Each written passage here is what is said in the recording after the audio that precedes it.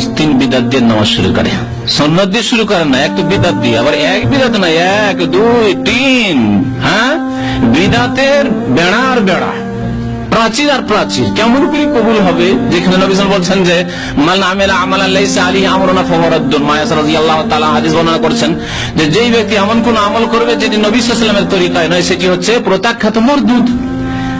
আর শুরু করে নামাজ প্রথম নামাইতো পড়ে, উর্দু ভাষায় বলে মাই নিয়াত করতা হুঁ ওয়াস্তে আল্লাহ কে, হ্যাঁ, এরকম করে। বাঙালিরা আবার আরবিতে মুখস্থ করে 6 মাসে 1 বছর ধরে, আর নিয়ত মুখস্থ নেই, সেজন্য ফরজ নামাজ তরকরি পুকুরিও করে। কি করবো না, নিয়ত মুখস্থ নেই, নামাজ পড়ে না কেন? নিয়ত মুখস্থ নেই, বিদআত মুখস্থ নেই, সেজন্য ফরজ আদায় করে না। আউযুবিল্লাহ। নামাইতো পড়া এক বিদআত।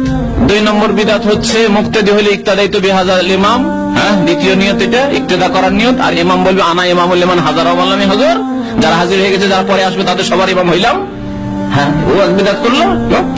আর 3 নম্বর বিদআত হচ্ছে জায় নামাজের দোয়া মুসাল্লাহ দাইনি ওয়াজাত ওয়াজাইল্লাযী ফাতারাস সামা, তারপরে সুন্নাত। তাহলে 3 বিদআতের পরে সুন্নাত। আল্লাহু আকবার, তাকবীর তাহরিমা। এইরকম নামাজ নেই। নবী সাল্লাল্লাহু আলাইহি ওয়াসাল্লাম নামাজ শুরু হইতো তাকবীরে তাহরিম, আল্লাহু আকবার দিয়ে নামাজ শুরু হইতো, অন্তরে নিয়ত হইতো, নিয়ত করতেন, নিয়ত পড়তেন না। কোন সাহাবী, কোন তাবেঈ নিয়ত পড়েননি। ইমাম আবু হানিফা রাহমাতুল্লাহ আলাইহি থেকেও কেউ যদি প্রমাণ করতে পারে, আমি মেনে নেব যে ঠিক আছে বাবা, তুমি হানাফি, ইমাম আবু হানিফা করেছেন, যাক তাকলিদে সাক্ষী করো তুমি। তাও যদি প্রমাণ করতে পারে, তবুও তার শুকরিয়া আদায় করবা। আমি বিশেষ করে আলেম সমাজকে বলছি, বিদাতি আলেম সমাজকে, যে ইমাম আবু হানিফা থেকে প্রমাণ করে দেন যে কালা আবু হানিফা ইয়াতালাফাজুন নিয়া, মুসল্লি নিয়ত পড়বে, এই কথা ইমাম আবু হানিফা বলেছেন, ইমাম শাফি বলেছেন, মালিক বলেছেন, আহমদ বলেছেন, 4 ইমাম, কোন ইমাম বলেননি। কোন শরীয়তের উপর আছেন? কোন নামাজ পড়ছেন? না নবী সাল্লাল্লাহু আলাইহি ওয়াসাল্লাম নামাজ হইল, না হানাফি নামাজ হইল, না শাফি নামাজ হইল, না মালিকি নামাজ হইল, না হাম্বলি নামাজ হইল, ডুপ্লিকেট হানাফি নামাজ হইল। জালিয়াতি, মাযহাবের নামে জালিয়াতি, খবরদার এরকম কাজ করবেন না। তারপরে ইন্নী ওয়াজহাতু ওয়াজহিয়া সম্পর্কে বলেছি, হাদিস পড়ে, 2টি হাদিস মুসলিম শরীফে রয়েছে। নবী সাল্লাল্লাহু আলাইহি ওয়াসাল্লাম ইন্নী ওয়াজহাতু পড়তেন কখনো কখনো কোনখানে? তাকবীরে তাহরিমা দিলেন, তারপরে হাত বাঁধলেন, তারপরে ইন্নী ওয়াজহাতু ওয়াজহিয়া লিল্লাযী ফাতারাস সামাওয়াতি ওয়াল আরদা কখনো পড়তেন, কখনো আল্লাহু বাইদ বাইনি ওয়া বাইনা খাতায়া কামা বা'তা বাইনাল মাশরিক ওয়াল মাগরিব, এটা পড়তেন, সহিহ বুখারীতে রয়েছে।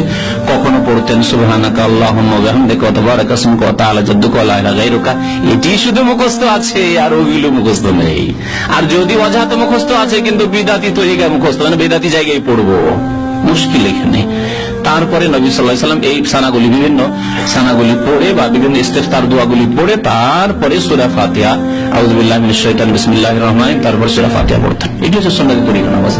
নামাজের চাবি হচ্ছে তাহারাত, পবিত্রতা, ওযু, গোসল যদি গোসল ফরজ থাকে। আর তাহরিমা হচ্ছে মানে শুরু করছেন আপনি কি দিয়ে? তাকবীর দিয়ে, আল্লাহু আকবার দিয়ে, ওয়া তাহলিলুহা তাসলিমান, সবকিছু হালাল, দুনিয়ার কাজ কথা হালাল হয়ে যাবে। সালাম ফিরলে এখন চলে যেতে পারেন।